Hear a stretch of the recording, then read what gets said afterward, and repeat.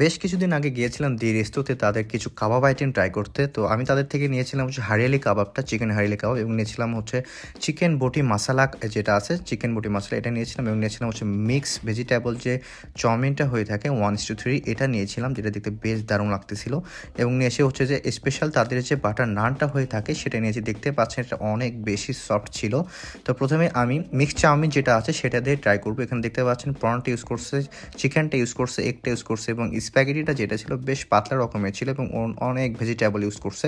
তো এটা যখন ট্রাই করলাম আমার কাছে বেশ দারুণ লাগছে এটার স্মেলটা এবং সস, এবং এটা যে সেদ্ধটার যদি কথা বলি কোয়ান্টিটি 1:3 হিসেবে একদম পারফেক্ট ছিল। এটার দাম মাত্র 419 টাকা ছিল। নেক্সট ট্রাই করলাম হচ্ছে তাদের হারিয়ালি কাবাবটা। দেখতে পাচ্ছেন গ্রিন কালারের হারিয়ালি কাবাবটা হয়ে থাকে, যেটা একটা স্মোকি ফ্লেভার পাচ্ছিলাম, এবং এটা ভালোভাবে সেদ্ধ হয়েছিল, মুখে দেওয়া মাত্র একদম গলে যাচ্ছিল, যেটা খাইতে বেশ দারুণ লাগছে, এবং এটা মাত্র 159 টাকা।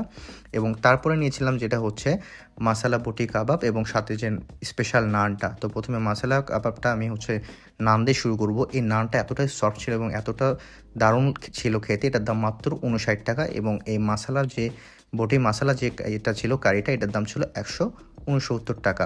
তো সালাদ দিয়ে খাইলাম, এটার সাথে সালাদ দিয়েছিল, যেটা খাইতে জাস্ট ওয়াও লেগেছে আমার কাছে। এই মশালাটা খালি মুখে খাইলেও অনেক মজা লাগতেছিল আমার কাছে, এবং দাম হিসেবে এখানে যদি টেস্টের কথা বলে একদম পারফেক্ট ছিল। কোয়ান্টিটি চিকেনের পিস বেশ ভালো ছিল। তো সব কিছু মিলে আমার কাছে বেশ দারুণ লাগছে। সো আবার দেখা হচ্ছে নেক্সট কোনো ভিডিওতে।